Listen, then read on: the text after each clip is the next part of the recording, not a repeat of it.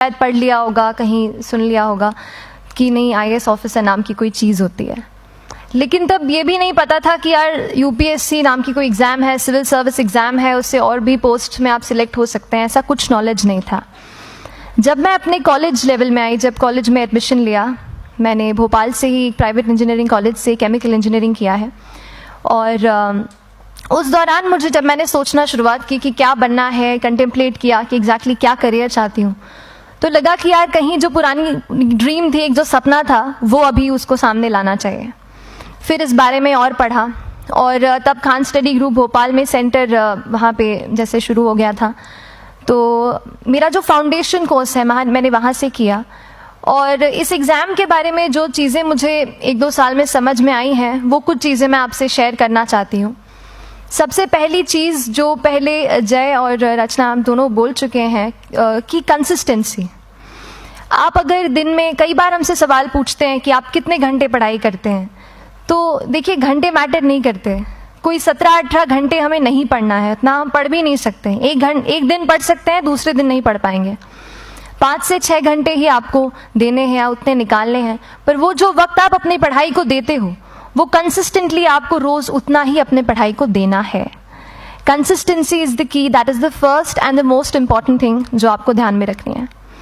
दूसरी चीज़ इस एग्ज़ाम में मुझे लगता है इक्वली इम्पॉर्टेंट है, क्योंकि ये जर्नी लंबी होती है। जैसे एग्ज़ाम ही 1 साल तक चलती है, आप प्रीलिम्स देते हैं, फिर आप मेंस देते हैं, आप इंटरव्यू में जाते हैं पर्सनालिटी टेस्ट के लिए, तो एग्ज़ाम 1 साल तक खुद चलती है। उसके पहले मान लीजिए आप 1-1.5-2 साल पहले से प्रिपेयर कर रहे हो, तो ये जर्नी काफ़ी लंबी रहती है। उस जर्नी में मेंटली अपने आप को मोटिवेट रखना, अपने आप को बूस्ट करते रहना, वो भी इक्वली इम्पॉर्टेंट है, और इसीलिए अपने आप पर भरोसा बेहद ज़रूरी है। You need to have a faith in yourself कि अगर आपने इसमें कदम रखा है, अगर आपने सोचा है कि आप सिविल सर्विस एग्ज़ाम देना चाहते हैं और देंगे, तो आपको ये ठान के उसमें जाना है कि हाँ मैं ये कर सकता या कर सकती हूँ। ये एक अपना मोटिवेशन, अपने साथ एक फेथ, बिलीफ अपने ऊपर आपको हमेशा रखना है। कमिंग टू प्रेपरेशन की कैसे तैयारी करनी है, बहुत सारी बातें आप सुन चुके हैं कि आंसर राइटिंग में कैसे करना होता है, आंसर राइटिंग का स्ट्रक्चर कैसा होना चाहिए।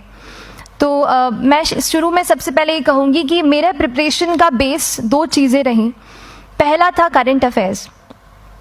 करंट अफेयर्स इसलिए मैंने उसी से शुरुआत की क्योंकि करंट अफेयर्स सबसे इंटरेस्टिंग पार्ट होता है।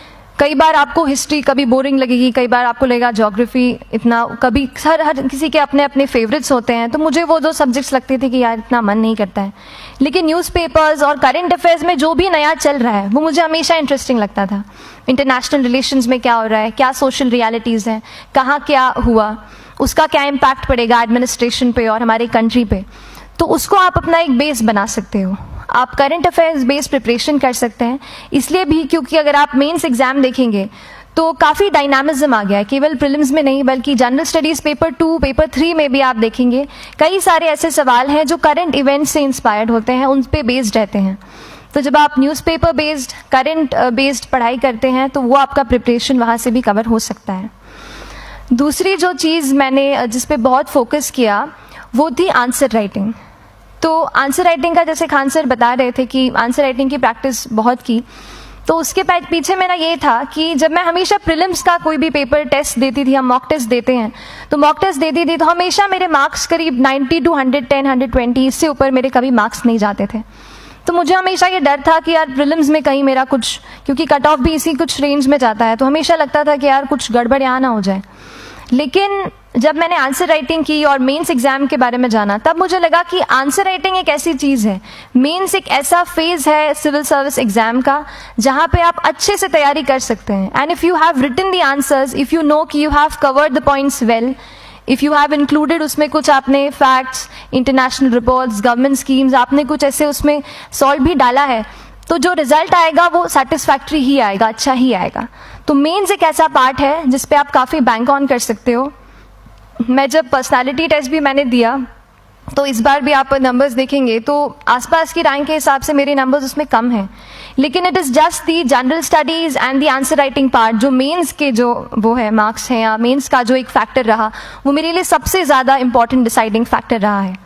तो अपना एक्सपीरियंस यही बताऊंगी कि आंसर राइटिंग पे आप विशेष फोकस कीजिए।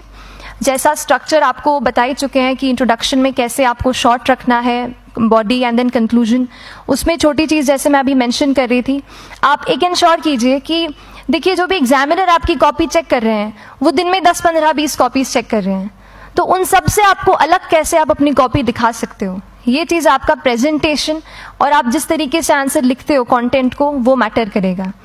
आप इंश्योर कर सकते हैं कि आपके आंसर में कुछ फैक्ट्स, गवर्नमेंट की स्कीम्स, कुछ कमिटीज़ बैठती हैं, जैसे एक प्रिवेसी पे जस्टिस BN श्रीकृष्णा कमेटी की रिपोर्ट आई है, तो आप मान लीजिए आपको कोई प्रिवेसी पे सवाल आ गया तो आपने उन कमेटी का नाम कोट कर दिया। ऐसे बहुत सारी कमिटीज़ होती हैं। कुछ इंटरनेशनल रिपोर्ट्स आते हैं, वो आप उनको इनके बारे में लिख सकते हैं। इंडिया का मैप आप बना सकते हैं। मैंने सीख लिया था कि 10-15 सेकेंड्स में कैसे जल्दी से मैप बनाना है और उस पर कैसे पॉइंट कुछ करना है, कुछ लोकेट करना है।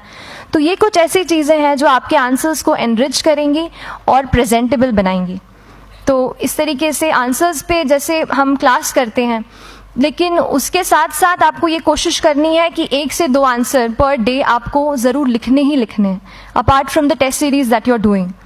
आंसर राइटिंग से 2-3 चीज़ें होती हैं, ना केवल हमारी एक लिखने का हमें समझ आता है हम क्या लिखते हैं कैसा है, पर हमारा कॉम्प्रिहेंशन भी इम्प्रूव होता है। हमें कितना समझ में आया वो भी हमें खुद समझ आता है जब हम आंसर्स लिखते हैं। और इसीलिए आंसर राइटिंग पे आप फोकस कीजिए, 1 से 2 आंसर ज़रूर लिखिए। और आंसर राइटिंग के बाद the third pillar of my preparation जो काफ़ी इंपॉर्टेंट जिसने रोल प्ले किया, that was tests and test series and mocks. देखिए हम पढ़ रहे हैं यहाँ पर, I will also come to the point कि हम कैसे दिल्ली, भोपाल और इंदौर में प्रिपेयर करके बिना दिल्ली जाए हम कैसे कर सकते हैं, I will come to that point. पर उसके पहले टेस्ट की थोड़ी बात कर लेती हूँ कि टेस्ट देना क्यों ज़रूरी है। हम ये जो एग्ज़ाम दे रहे हैं सिविल सर्विस की, एक ऑल इंडिया लेवल एग्ज़ाम है and this cut throat competition. तो उसके लिए आप केवल पढ़ते रहें, सारी बुक्स, मटेरियल्स, स्टैंडर्ड ये करंट का सब पढ़ लें, लेकिन अगर आप ये नहीं जज कर पाए कि आपका क्या लेवल है at an all India level, तो चीज़ें समझ में आप नहीं, मतलब आप आगे नहीं बढ़ पाएंगे या सही डायरेक्शन नहीं पकड़ पाएंगे।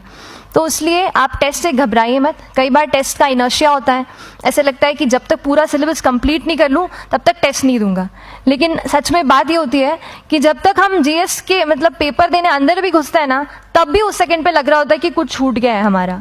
तो ये चीज़ होगी ही, इसीलिए ये मैं कभी मत सोचिए कि जब तक पूरा सिलेबस नहीं कर लूँ टेस्ट नहीं दूंगा। जैसे आपका एक थोड़ा बेस बन जाता है प्रिपरेशन का, आप टेस्ट दीजिए, चाहे वो प्रीलिम्स का MCQ का टेस्ट हो या मेंस का राइटिंग स्किल की प्रैक्टिस हो, टेस्ट पे आप फोकस कीजिए। उसके बाद टेस्ट केवल देने के लिए नहीं देना है, उसको एनालाइज भी अच्छे से करना है। When you get the answer hints, when you get the answer keys, analyse properly कि आपकी क्या गलती हुई है और उससे भी सीखने की कोशिश कीजिए कि क्या कुछ नया मुझे इस टेस्ट पेपर से या इस आंसर कॉपी से मिल सकता है। तो इस तरह से टेस्ट पे भी आप फोकस कीजिए। And I will come lastly to the point कि जब मैंने प्रिपरेशन शुरू की थी अपने कॉलेज के 2nd ईयर 3rd ईयर आते आते, तो मन में बहुत सारे फियर्स थे। मैं भी एक नॉर्मल फैमिली से हूँ, मेरे फैमिली में किसी ने आज तक सिविल सर्विस का पेपर भी नहीं लिखा था, तो मन में बहुत सारे फियर्स थे, डाउट्स थे, क्या होगा, कैसे होगा। तो हो सकता है आपके मन में भी ऐसा हो। और हम जैसे यहाँ रहते हैं, हम सोचते हैं कि दिल्ली जाना तो सबसे ज़रूरी है, उसके बिना तो ये एग्ज़ाम हो ही नहीं सकती। तो उस पर मैं एक चीज़ बताना चाहूँगी कि जैसे KSG जैसे इंस्टीट्यूट हैं, जो फैकल्टी भी हमें वही मिलती है जो दिल्ली में पढ़ा रहे हैं, तो ये एक बहुत पॉजिटिव पॉइंट है कि क्वालिटी का कोई दिक्कत नहीं आएगी। बस एक चीज़ है, आप ज्वाइन करते हैं class, that will only provide you a direction. वो आपका रास्ता दिखा सकते हैं आपको कि इस रास्ते पर आपको चलना है, लेकिन चलना उस रास्ते पे आपको खुद है। You have to work on your own. कभी ये मत सोचे कि मैं वहाँ नहीं जा पा रहा हूँ तो नहीं हो सकता, यहाँ है, तो हम एक्सक्यूज़ेस बनाते हैं। कई बार चैलेंजेस आते हैं। तो मैंने कॉलेज के साथ प्रिपरेशन की, तो उसमें भी काफ़ी दिक्कत आती थी। कभी कभार कॉलेज की एग्ज़ाम होती थी तो इसमें मैं अपना उतना वक्त नहीं दे पाती थी। तो उस मोमेंट पे फिर प्लानिंग ने मुझे बहुत हेल्प किया कि हम किस तरीके से अपने कॉलेज के एग्ज़ाम के लिए प्लान कर लें। जैसे मैंने इंजीनियरिंग की है और मुझे पता है कि हम इंजीनियर्स 1 महीने से ज़्यादा पहले से पढ़ते नहीं हैं। पढ़ते हैं क्या? तो वो चीज़ आप ध्यान रख सकते हो, उसको अपना स्ट्रॉन्ग पॉइंट बना सकते हो। 1 से 1.5 महीना जब exam is approaching, I used to plan my entire syllabus का प्रिंट आउट निकाल के I used to make my notes, उस तरीके से उसको मैं उसको संभाल लेती थी। तो whenever you are managing those things together, focus on planning, किस तरीके से आप एक माइक्रो प्लान बनाएं, अपना डेली एक प्लान बनाएं, वीकली टारगेट सेट करें और एक ब्रॉड विजन दिमाग में रखें कि ब्रॉडली आप मंथ्स में क्या कवर करने वाले हैं। अगर आप प्लानिंग अच्छे से करते हैं तो ज़्यादातर पोर्शन आपका वहीं से कवर हो जाता है, और जब आप टारगेट्स बनाते हैं, उनको टिक करते हैं, तो एक सेंस ऑफ कंप्लीशन भी आपको मिलता है कि yes I am on the right path और मैं सही जा रहा हूँ या जा रही हूँ। तो इस तरीके से प्लानिंग पे भी इक्वली फोकस कीजिए। एंड बस यही सिंगल बिगेस्ट मैसेज मेरी तरफ से यही रहेगा कि आपने अगर ठान लिया है, अगर आप सोचते हैं कि आप ये एग्ज़ाम क्रैक कर सकते हैं, तो आपको रोकने वाला और कोई नहीं, आप खुद ही हो सकते हैं। तो खुद आप अपनी रुकावट कभी मत बनिए, एक्सक्यूजेस मत बनाइए। ऑब्स्टिकल ज़रूर आएंगे, उन्हें आपको चैलेंज करना है। Challenges are meant to be challenged. तो सही तरीके से अपने ऑब्स्टिकल्स को हैंडल कीजिए, और इस एग्ज़ाम में अगर आप सही स्ट्रैटेजी रखते हैं तो आप अपने एक अटैम्प्ट में ही इसको क्रैक कर सकते हैं। एंड एनीवेज आप जो भी अटैम्प्ट नेक्स्ट रखते हैं, दिल में यही रखिएगा कि जो ये मेरा नेक्स्ट अटैम्प्ट होने वाला है, ये मेरा बेस्ट अटैम्प्ट होने वाला है। कभी भी इस एग्ज़ाम को हाफ हार्टेडली मत दीजिए कि चलो देख के देखता हूँ कैसा है पैटर्न का एग्ज़ाम का।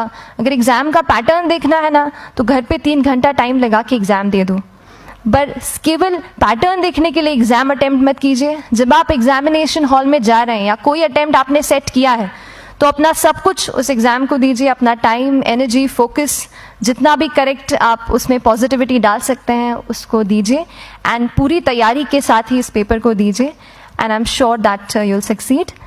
सो till then, all the very best to you and good luck. Thank you so much.